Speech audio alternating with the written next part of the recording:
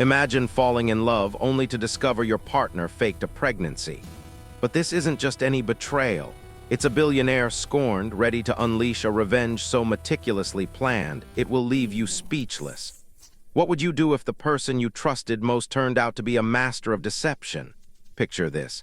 Champagne flutes raised high in a Manhattan penthouse, cameras flashing, society's elite gathered to celebrate what seemed like the most joyous announcement of the decade. A pregnancy, an heir. A continuation of one of America's most powerful dynasties. But what if I told you that behind those radiant smiles and designer maternity, where lay one of the most calculated deceptions in modern history? And what if the man she deceived had the resources, the patience, and the ruthlessness to orchestrate a revenge so devastating? It would become a cautionary tale whispered in boardrooms and country clubs for years to come. This is the true story of how a billionaire's love turned to ice, and how one woman's web of lies came crashing down in the most spectacular way imaginable. Alexander Thornton wasn't just wealthy, he was American royalty.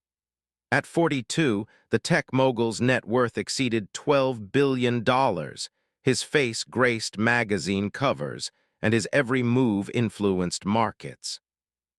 When he married Natasha Volkov, a 31-year-old former model with connections to European aristocracy, the world watched with fascination. She was stunning, cultured, and seemingly the perfect complement to his empire. 18 months into their marriage, Natasha orchestrated what can only be described as a masterclass in performance art. The announcement came at Alexander's annual charity gala, an event attended by hundreds of influential figures. As the string quartet played, Natasha took the microphone, her hand resting delicately on her barely there baby bump, her eyes glistening with perfectly timed tears. "We're going to be parents," she announced, her voice trembling with emotion. The room erupted. Alexander stood beside her, beaming with what appeared to be genuine joy, his arm protectively around her waist. The photos went viral within minutes. Hashtags trended worldwide. Luxury baby brands began sending elaborate gifts to their estate. But if you looked closely at those images, really studied them, you might have noticed something. Natasha's smile, radiant as it was, never quite reached her eyes. And in one particular photo, as Alexander kissed her forehead, her expression flickered for just a fraction of a second into something else entirely. Something cold, something calculating. The first 3 months passed in a whirlwind of preparation. Nursery designers, exclusive baby boutiques, interviews with parenting magazines. But those closest to the couple began noticing peculiarities. Natasha claimed severe morning sickness, yet was spotted at 5-star restaurants, consuming raw sushi and champagne. She repeatedly canceled appointments with the couple's private obstetrician, citing scheduling conflicts that seemed increasingly convenient. Then came the internet sleuths. A Reddit thread titled "Billionaire Baby Bump Timeline Doesn't Add Up" began gaining traction. Anonymous users started posting time-stamped photos from Natasha's social media, meticulously comparing her appearance week by week. One user, claiming to be a midwife, pointed out that Natasha's bump seemed to fluctuate dramatically between appearances, sometimes looking 6 months along, other times barely showing at all. The thread was eventually taken down, but screenshots circulated in private forums. Alexander's sister, Caroline, confided in their mother one evening after too much wine. "Something's off," she whispered. "I asked to feel the baby kick last week, and Natasha practically jumped away from me, said the baby was sleeping, but her reaction was so aggressive." Their mother dismissed it as pregnancy hormones, but Caroline couldn't shake the feeling that something was deeply wrong. The truth came crashing down on a Tuesday afternoon in March, 7 months into the alleged pregnancy. Alexander had returned home early from a business trip, wanting to surprise his wife. Instead, he got a surprise of his own. Walking past their bedroom, he heard Natasha on the phone, her tone sharp and businesslike, completely unlike the soft, maternal voice she'd adopted in recent months. "The prosthetic is becoming uncomfortable," she hissed. "I need the next size up before Friday's photo shoot. And yes, I'm sure about the timing. The baby will arrive premature in 6 weeks." "We stick to the plan." Alexander's blood ran cold. He stood frozen in the hallway, his mind racing through months of memories, now reframing every moment with this new, horrifying context. The separate bedrooms she'd insisted on for her comfort. The private doctor's appointments she attended alone. The way she'd positioned herself strategically in photos, always at angles that were forgiving, always in flowing fabrics. That night, while Natasha slept, Alexander hired the best private investigation firm in the country. Within 72 hours, they delivered a dossier that made him physically ill. Bank transfers to a fertility clinic in Eastern Europe. A storage unit rented under an alias, containing various fake pregnancy bellies. Most damning of all, photographs of Natasha with another man, entering and leaving hotels over the course of several months. His name was Dmitry Volkov, her ex-boyfriend, who had mysteriously reappeared in New York 3 months ago. The investigators delivered one more piece of information.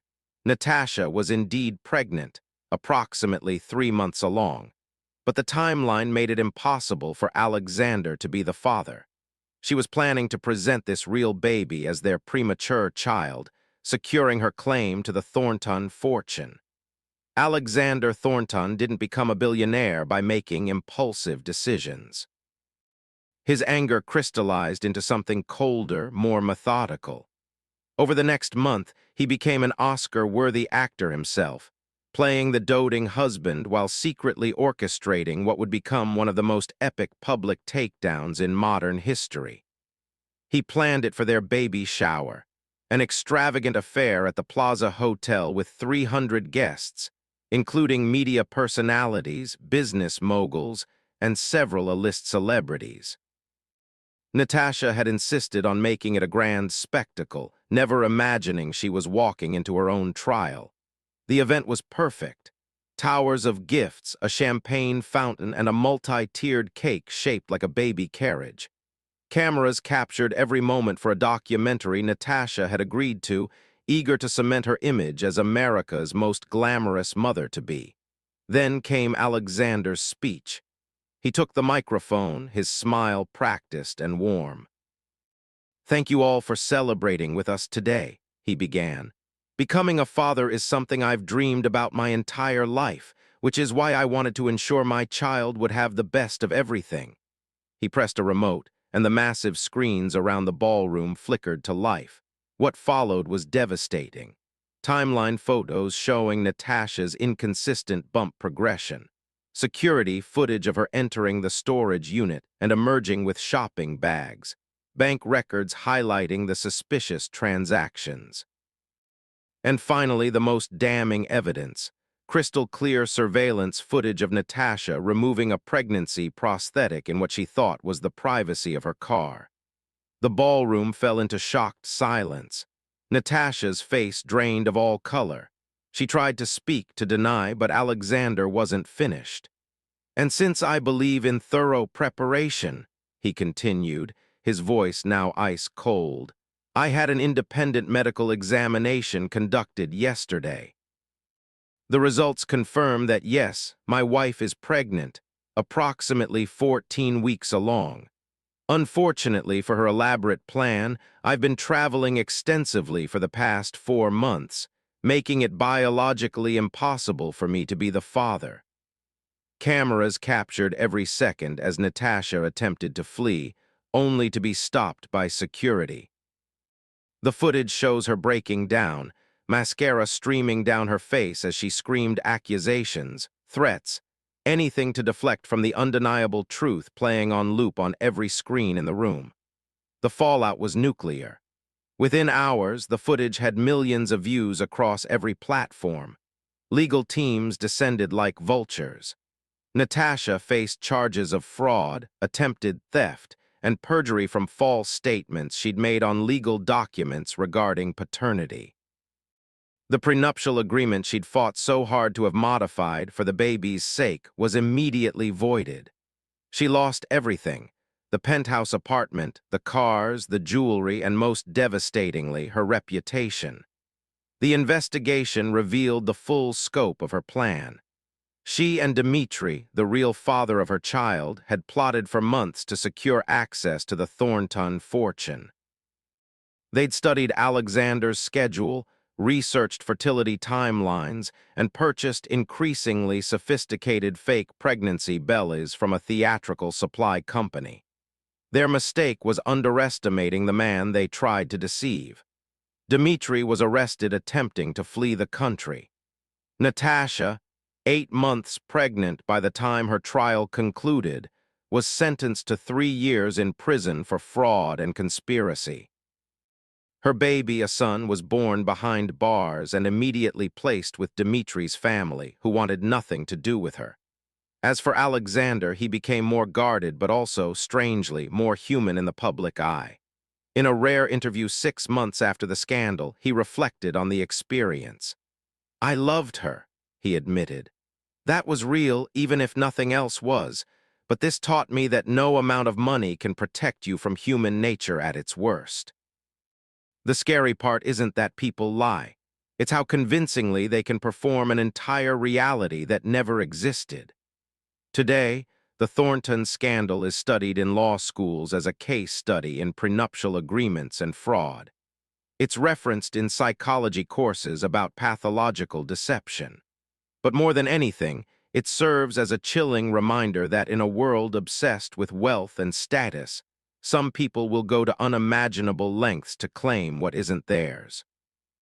The question that haunts us isn't just how Natasha could deceive so completely, but how many others are out there, right now, wearing their own prosthetic lives, waiting for the moment their own carefully constructed illusions come crashing down.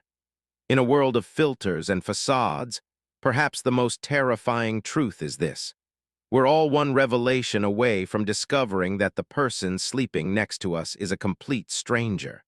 What would you do if your entire reality was revealed to be a performance?